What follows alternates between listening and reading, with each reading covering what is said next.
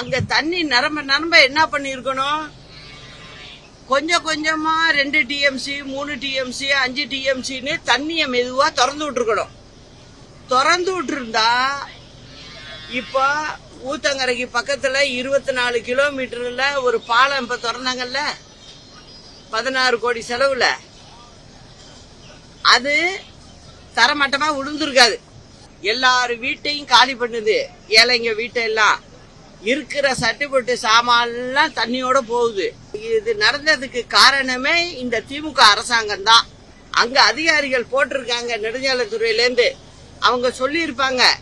அவங்க சொன்னதை நீங்க சரியா செஞ்சிருக்கணும், செயல்படுத்திருக்கணும். நடு இரவுல தண்ணி 7 டிஎம்சியை தாண்டி மேல வந்துட்டு, மேல வந்தோன்னா என்ன பண்றீங்க, வீட்டுல ஜனங்கள்லாம் தூங்கிட்டு இருக்கும் போது நீங்க தண்ணியை திறந்து விடுறீங்க. அப்ப என்ன, இந்த ஏழை மக்களோட உயிர் உங்களுக்கு பெருசா இல்லையா?